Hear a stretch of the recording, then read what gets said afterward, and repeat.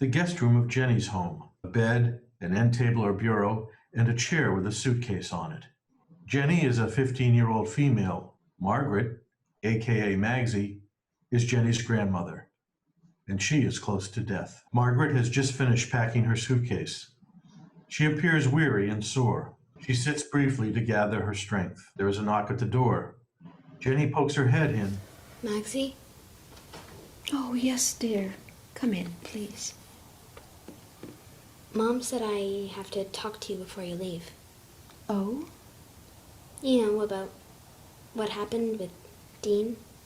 Oh, is Dean the boy who... Yeah. Ah, I see.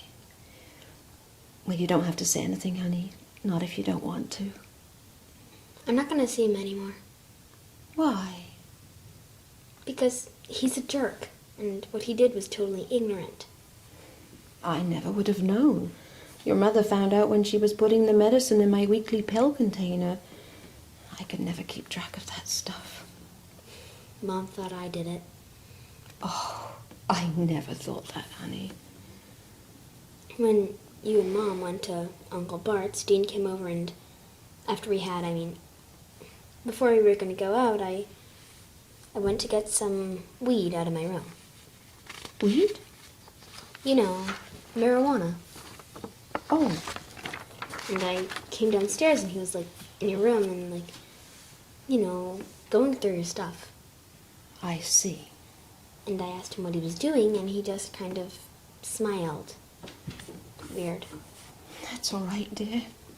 Mom totally freaked. I know. I'm sorry. She said that I took those pills, but I didn't. Oh, I know, dear.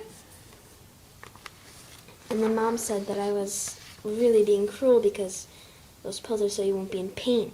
And, they're really hard to replace and you're really gonna be in a lot of pain. Oh, honey. Come sit with me. So, are you going to be able to replace those pills? I already have. Your Uncle Bart was able to get some samples from a friend of his who's a drug representative. Whatever that is. How did that work? I don't know. Maybe he got them from Dean. Maxie? Yes, dear. Why do you have to take pills like that? It's my disease. The only treatment was to try to kill off every trace of it in my body, so to do that, they had to practically kill me. To kill off my disease, well, then they realized that they were doing a better job at killing me than they were at killing my disease. So they stopped the treatment. Did the disease come back? Oh, yes. So, what are they gonna do? Well, they've given up on fighting the disease. Now they're just trying to keep me out of pain. But how will they stop the disease? They can't. They can only try to keep me pain-free for the time that I have left. Does that mean you're going to die? Oh, we're all going to die, honey. But yes, I'm going to die. Do you know when? Next Thursday, 4 o'clock. Really? Oh, duh. I'm glad you were able to replace your pills. Oh, me too. Do you want me to do anything? What do you mean? Well, do you want me to hug you or something? Oh, my goodness. That would be wonderful. But you don't have to. Not if it makes you feel awkward. I just don't want to hurt you. I understand. Maxie, why are you leaving? Well, we all thought it would be best for me to be in a place where I could be safe if things took a turn for the worse. Mom said you were leaving because of me. Oh, my dear darling girl.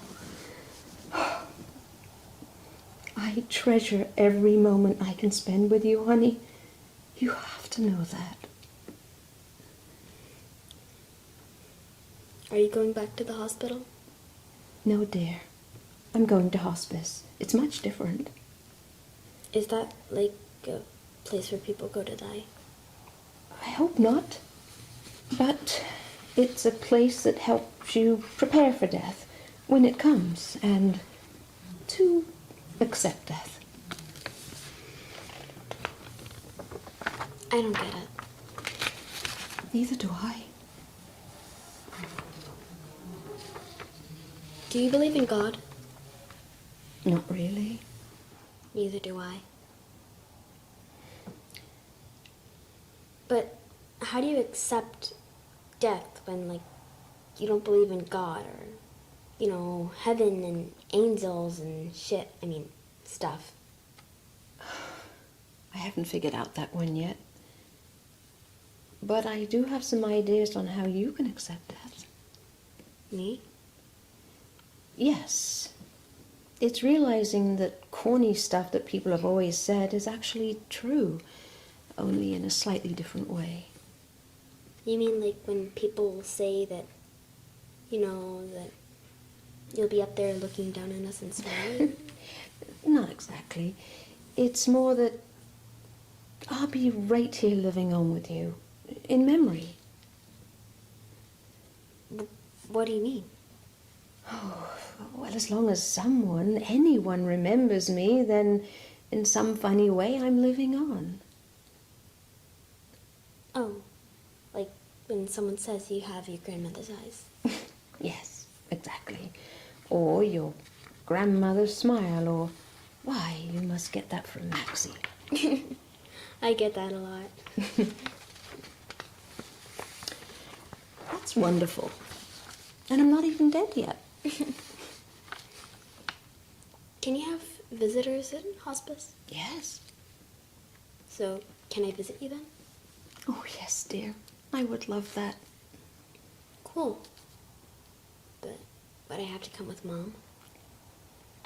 Oh, not if it was inconvenient. You're grown up enough to come by yourself if you like. It's not far. You can see for yourself if you'd like to come with us. Okay.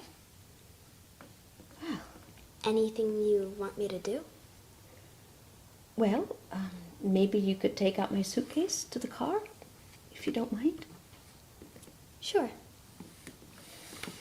I'll be along in just a second. Okay. And, Jenny, Yeah? you are such a dear.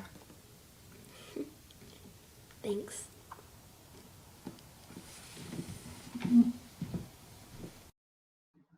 Margaret sits quietly, in obvious pain for an instant, then stands and follows her granddaughter.